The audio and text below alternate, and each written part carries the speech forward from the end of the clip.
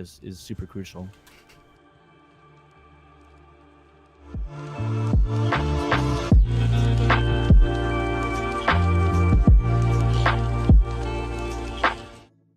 Alright, so chances are, no, I may be wrong, but I think you guys are probably low grand champs, maybe below that, which, no, don't leave, this video is for you either way. And listen here, I'm not Floomp or Sunless Khan, I'm here to teach you what I can and not just make an entertaining video. Because I'm a highly competitive Rocket League player myself, and I only mean to teach you a literal guaranteed way to climb the ranks quickly. This method was taught to me by a former top 3 ranked once player named Mongstar, and this isn't any get rich quick scheme though. All I'll be doing here is reshaping your understanding of the game to the winning mindset. The idea is that, well, you'll have a toolbox to pull out what you know about Rocket League, and this will become your epitome of success, which if you don't believe me yet, just watch. Now before I start, you guys need to know that there should be a focus on actually improving certain skills, and you can play the game for 10,000 hours and still not be an expert, and that's simply because you have to play the game with intention. My coach taught me this by telling me to write down these, well, simple phrases on a piece of paper, and in 2 nights of glancing at this slip of paper, at any off chance between games, or you know, when someone scored on the other team, I'd get down on myself probably if they scored on the other team, so I'd of course look at this piece of paper to reorientate myself. I actually managed to gain 200 MMR points I'm serious, in 2 nights, and this is at the Grand Champ level. So basically, what I want you guys to do, grab a piece of paper, be it a sticky note or what have you.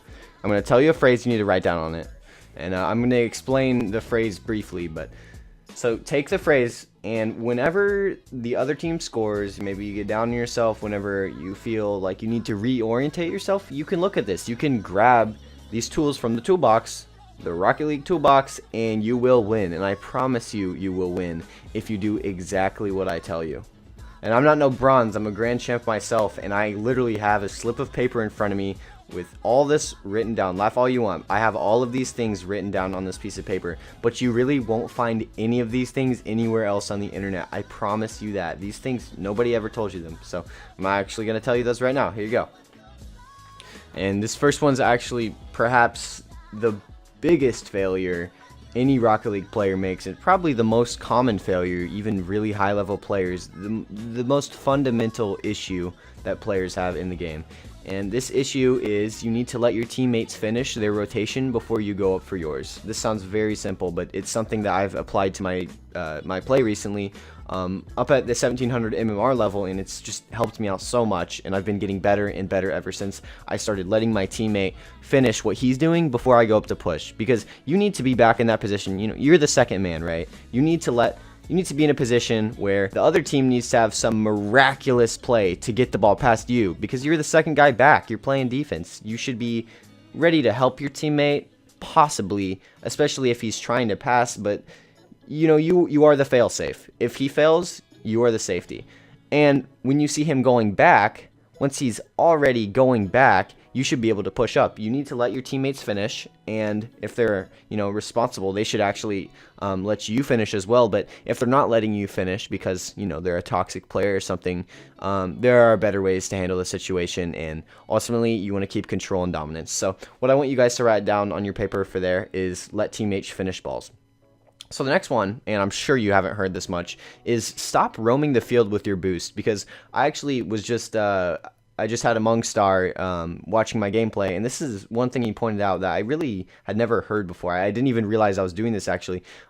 So essentially the idea is you don't need to boost to travel anywhere on the field. Boosting should only be used to get back very quickly on defense, or actually on your offensive passes or shots. So many times I was using boost to get across the field, and I would just have maybe 10 or 15 boost when I actually needed to touch the ball, or when I needed to get to the ball quickly. That boost should be reserved for those moments. You can actually just flip, wave dash, you know, half flip, drift to get around the field.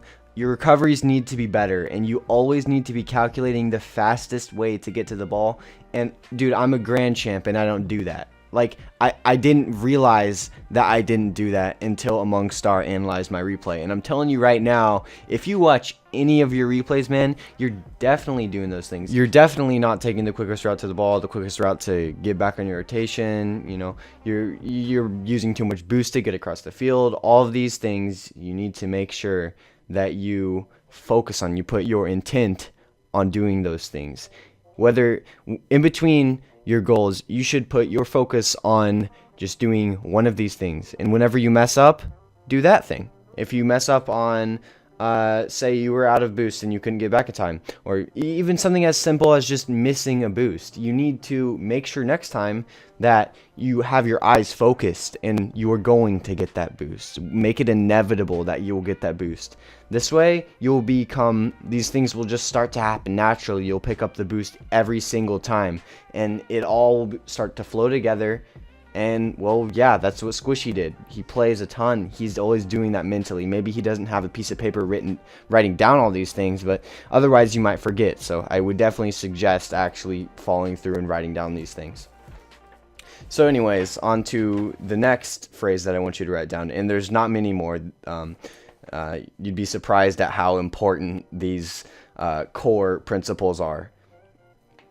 So another thing that I think most people don't do, and this is kind of a broad concept, but it's really like the most important concept in my eyes, is watching the players rather than watching the ball. Now, a lot of times you'll find yourself maybe in your emotions, maybe you'll find yourself playing the game romantically, opposed to playing the game realistically. Now, imagine this scenario. You see your teammate flying in across mid. He's passing that perfect aerial pass straight to mid, and you just go with your gut feeling. You jump up for that. You want to boom that shit right into the goal because you want to look just like Squishy, and you're playing competitively too. Don't hesitate, go up for that ball. But what you didn't do was you didn't see that the defenders are actually going to get there quicker than you. Now, this is just basically just saying in some big language, just don't force balls, please. Just make sure that you know that you can get back in time whenever you do anything. Some nights I'll actually play Rocket League and completely forget who I am. I'll just get into that rhythm, and it becomes this weird meditative thing where I think you can just exponentially grow as a player. And definitely understanding the rhythm of your play when you're winning, how to rotate the right way, essentially. You'll no longer become aware of what you're doing, and you will actually make the best decisions possible without even knowing it. And I swear to God this happens. It's kind of a phenomenon, though. It doesn't happen that often unless you're consistently playing Rocket League every night and actually taking these concepts into reality. Put them on a piece of paper and use them when you play. And if you've written down all these steps in your paper, well, that's pretty much it.